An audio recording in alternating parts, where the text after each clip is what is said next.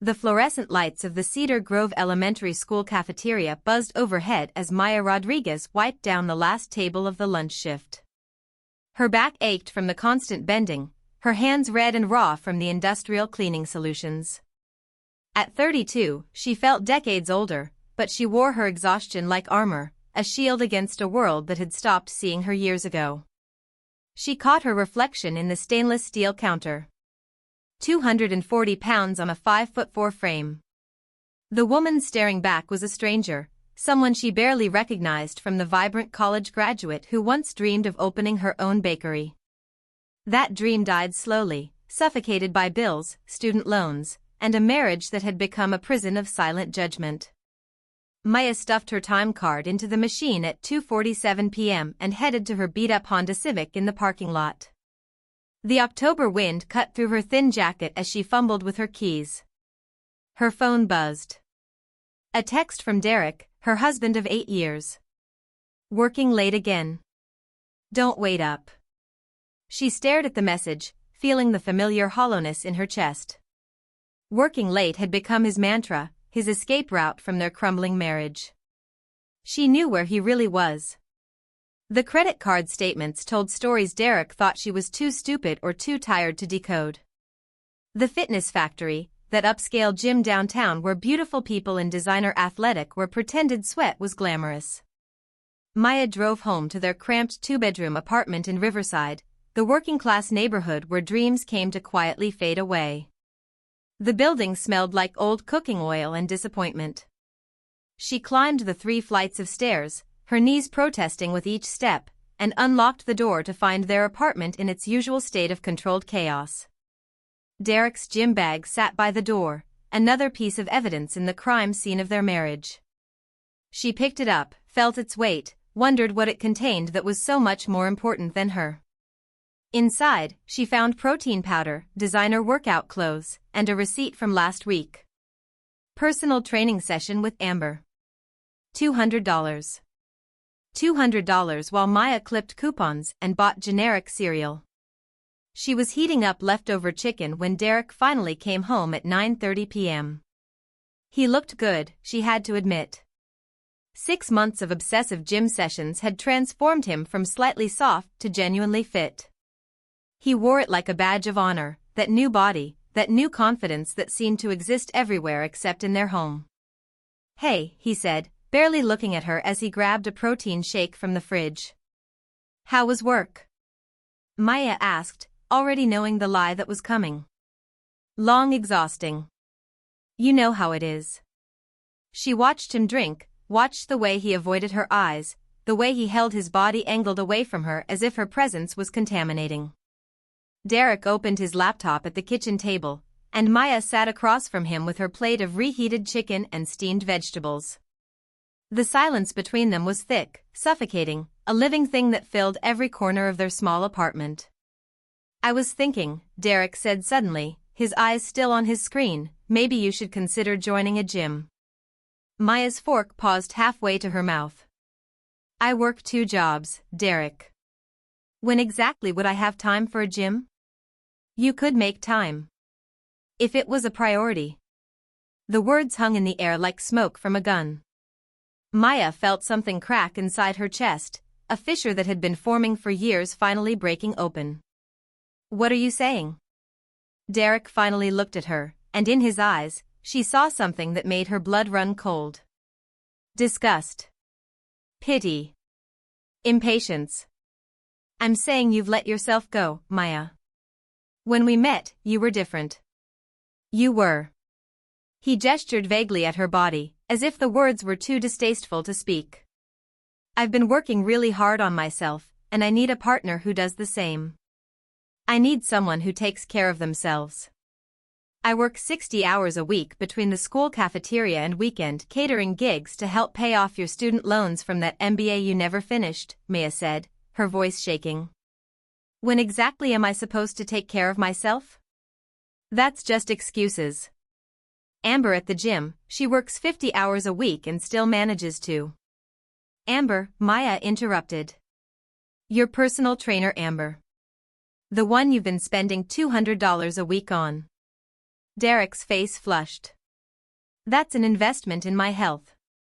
Maya stood up, her chair scraping loudly against the linoleum floor. Say what you really mean, Derek. Say it. He looked at her for a long moment, and then he said the words that would change everything. Lose weight or I'm gone, Maya. I can't do this anymore. I can't be married to someone who doesn't respect themselves enough to even try. The apartment seemed to tilt on its axis. Maya stood there, feeling the weight of 8 years crushing down on her shoulders. 8 years of his disappointed sighs, his wandering eyes, his subtle cruelties dressed up as concern. And in that moment, something inside Maya Rodriguez didn't break. It ignited. Maya walked to their bedroom without saying another word. Derek called after her, his voice carrying that familiar tone of exasperation, as if she was being dramatic, as if she was the problem that needed fixing.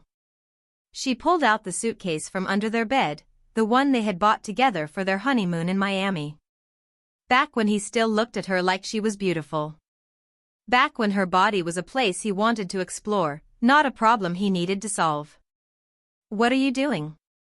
Derek appeared in the doorway, confusion replacing the smugness that had been there moments before. Maya opened his closet and began pulling clothes off hangers. Shirts, pants, the expensive designer jeans he had bought last month. She folded nothing, just threw everything into the suitcase with mechanical precision. Maya, stop. You're being ridiculous. She ignored him, moving to his dresser. Socks, underwear, the cologne that cost more than their monthly grocery budget. Everything went into the suitcase. When it was full, she zipped it shut and dragged it past him into the living room. What the hell are you doing? Derek's voice rose, panic creeping into his anger. Maya opened the front door and hurled the suitcase into the hallway. It hit the opposite wall with a satisfying thud. She went back for more. His gym bag went next, followed by his laptop case, his shoes lined up by the door, his protein powder collection from the kitchen counter. You can't just throw me out. This is my apartment too. Actually, Maya said, her voice terrifyingly calm, it's not. The lease is in my name. Has been since we moved in 3 years ago because your credit was garbage. Remember? Derek's face went white. Maya, come on. Let's talk about this like adults. Like adults? She laughed, a sound without humor. You just gave me an ultimatum about my body. You've been spending our money on a personal trainer while I eat ramen for lunch. You want to talk like adults? I was trying to motivate you. I want you to be healthy. No, Maya said, walking toward him until he backed up against the wall. You want me to be someone else. You want me to disappear so you can replace me with whatever fantasy you've built in your head. Probably one that looks a lot like Amber. That's not fair. Fair? Maya's voice cracked. I have worked myself to exhaustion for 8 years keeping us afloat while you bounced from job to job, degree to degree, dream to dream. I have eaten your disappointment for breakfast and your contempt for dinner. And now you stand there and tell me I don't respect myself? She grabbed his jacket from the coat rack and threw it at him. Get out. Maya, please. Get out. Derek stood there, his new muscles useless against the force of her resolve. He picked up his jacket, looked at her one more time as if waiting for her to break, to apologize, to shrink back into the small space she had occupied for so long. But Maya stood tall, her hand on the door, her eyes dry and hard.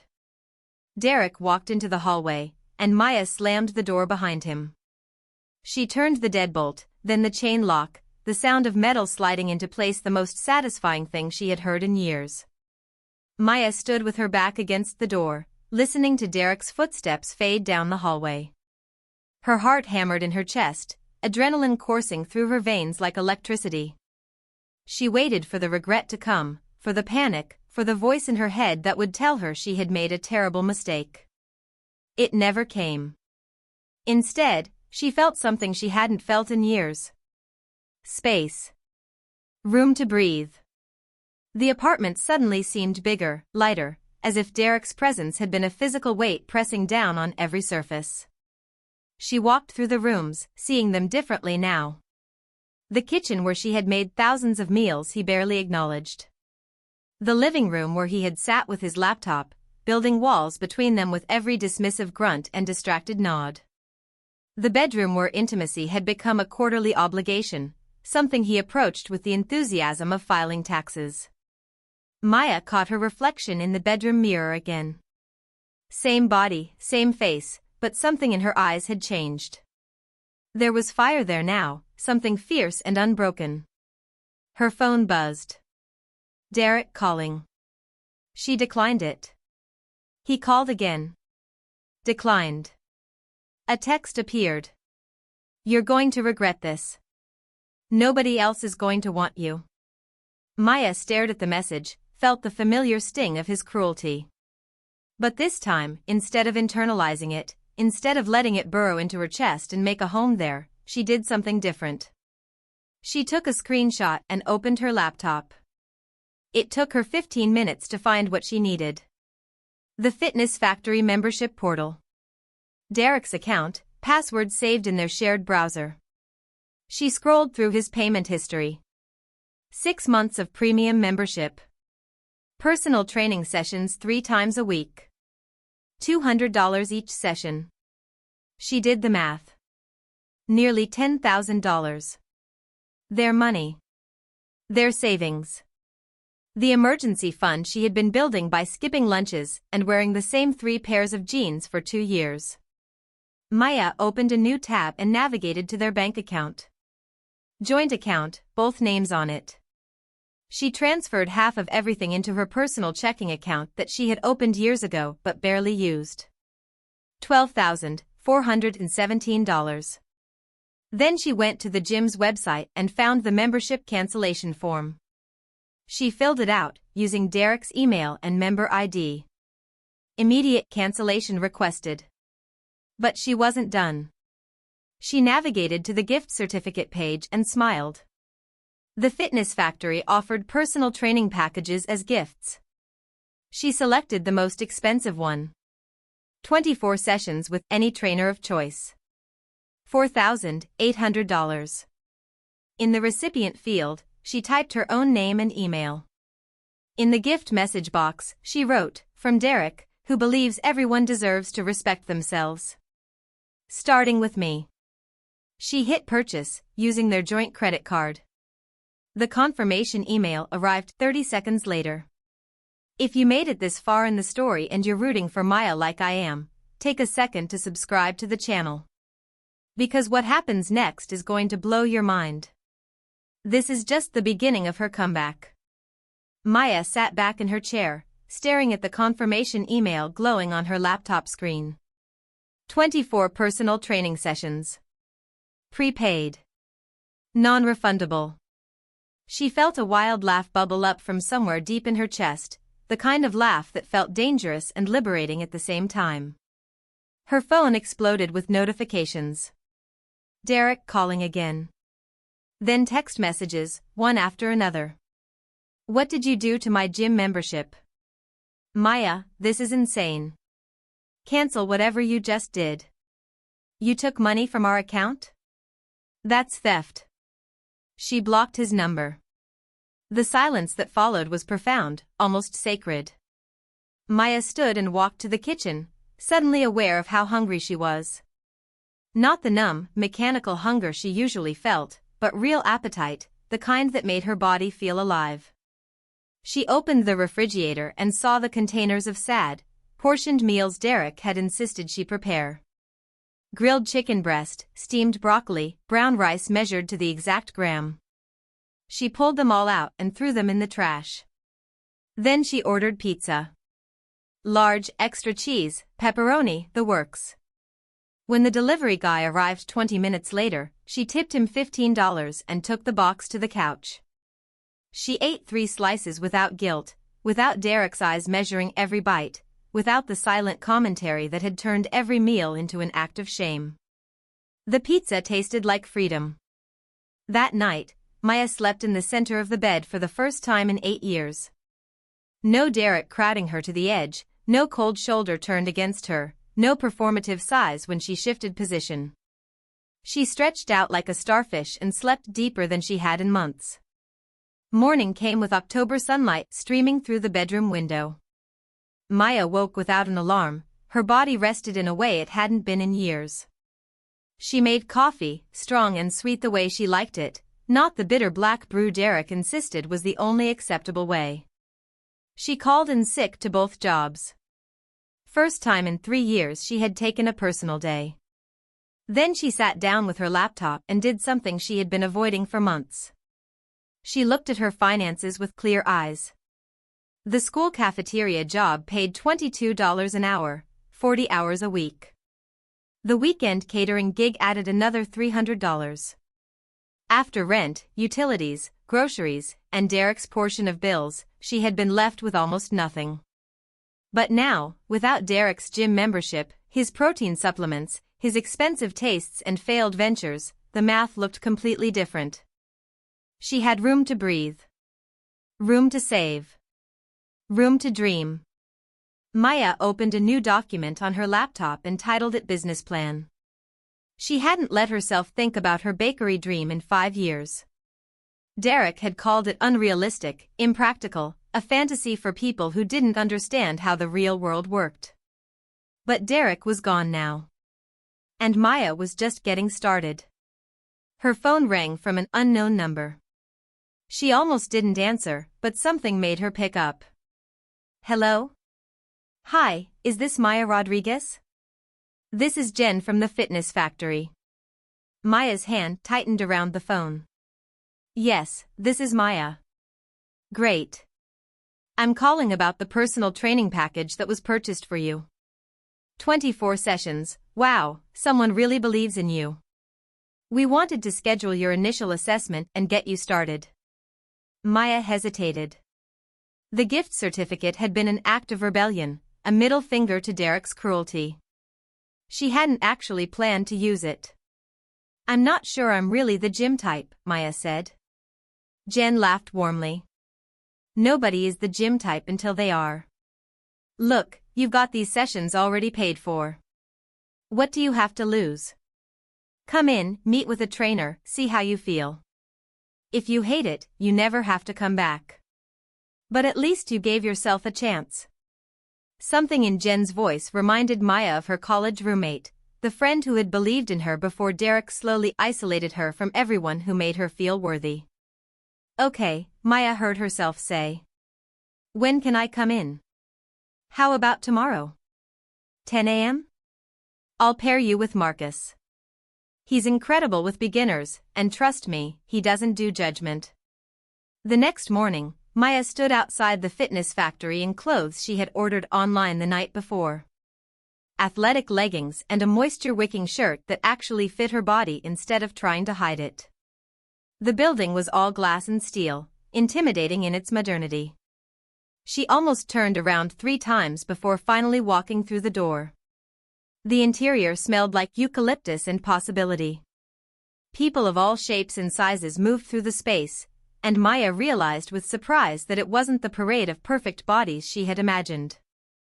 There were older people, heavier people, people with visible disabilities working with trainers who looked genuinely invested in their progress. Maya Rodriguez? A man approached her, early 40s, muscular but not intimidating, with kind eyes and a genuine smile. I'm Marcus. Ready to get started? I should tell you up front, Maya said, her voice shaking slightly. I haven't worked out in years. I don't know what I'm doing. And my husband bought these sessions to punish me. Marcus raised an eyebrow. Ex-husband, I hope?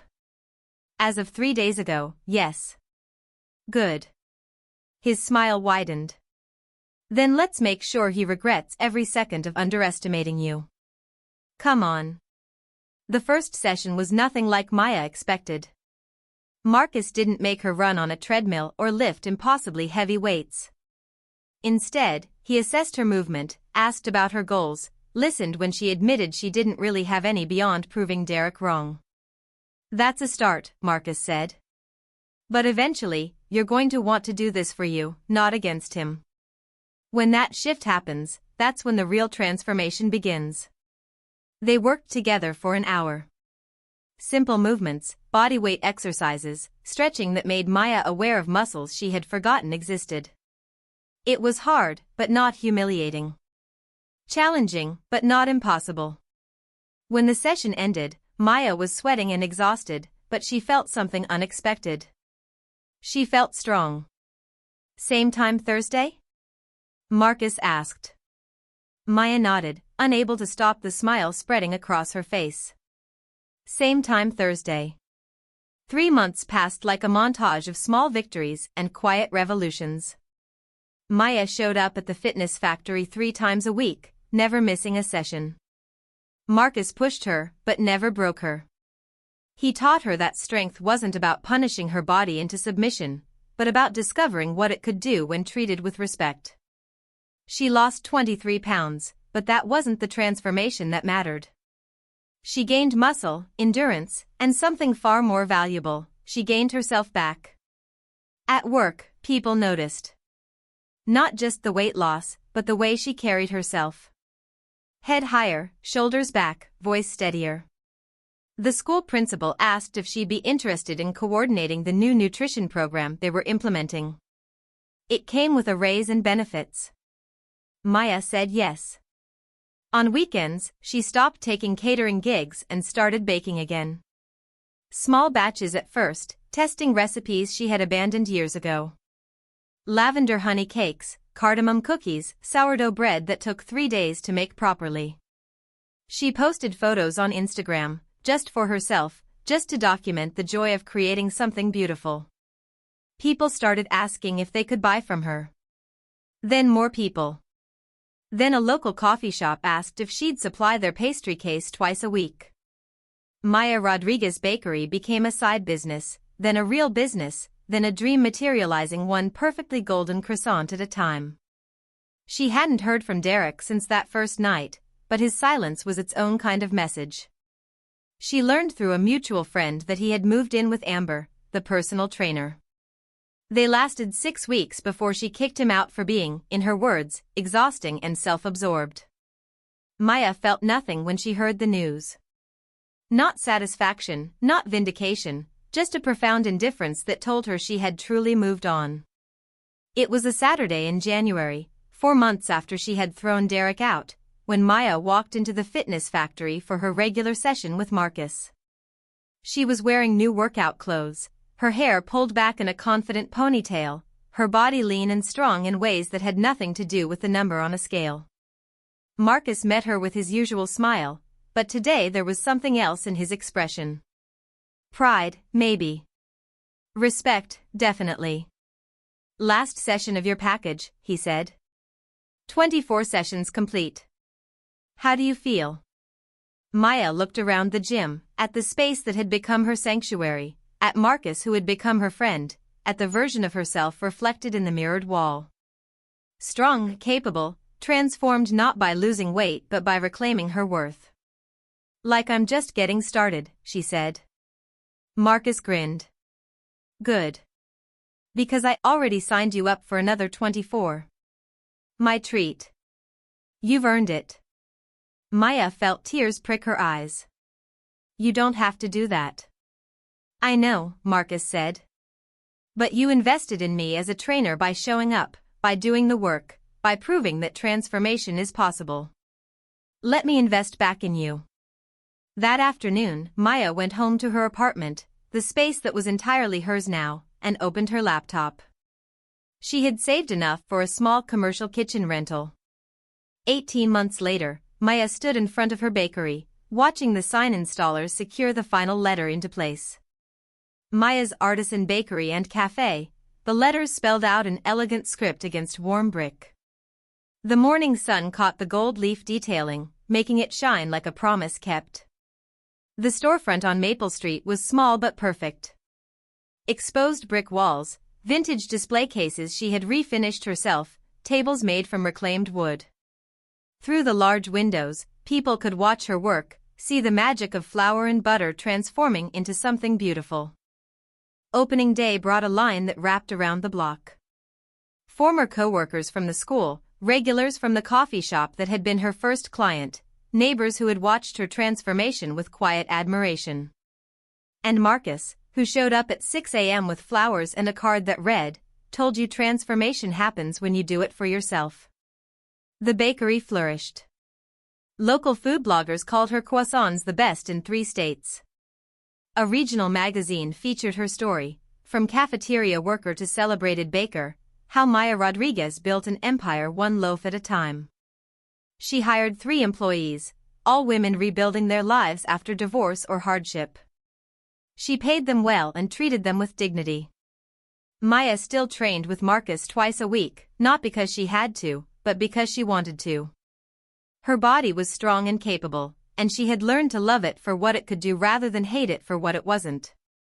She ran a 5K that spring, not to prove anything to anyone, but because crossing that finish line felt like flying. On a cool October evening, exactly 2 years after Derek had delivered his ultimatum, Maya locked up the bakery after a successful day. Her muscles ached pleasantly from kneading dough, her apron was dusted with flour, and her bank account showed numbers that still made her dizzy with disbelief. She was walking to her car when she saw him. Derek, standing on the corner, looking uncertain and diminished in a way that had nothing to do with physical size. He had gained back the weight he had lost, maybe more, and there was a desperate quality to his eyes that made her feel something unexpected, pity. "Maya," he said, stepping forward. "You look amazing. I heard about the bakery. I always knew you were talented." She could have said so many things. She could have reminded him that he had called her dreams unrealistic. She could have thrown his cruelty back in his face. She could have told him about the months of therapy, the nights she cried, the work it took to rebuild what he had destroyed. Instead, Maya smiled, the kind of smile that came from a place of complete peace. "Thank you," she said simply. "I hope you're doing well." She got in her car and drove away, leaving him standing there with all the words he never got to say. Because Maya Rodriguez had learned the most important lesson of all, the best revenge wasn't making him regret leaving. It was building a life so beautiful that his absence became irrelevant.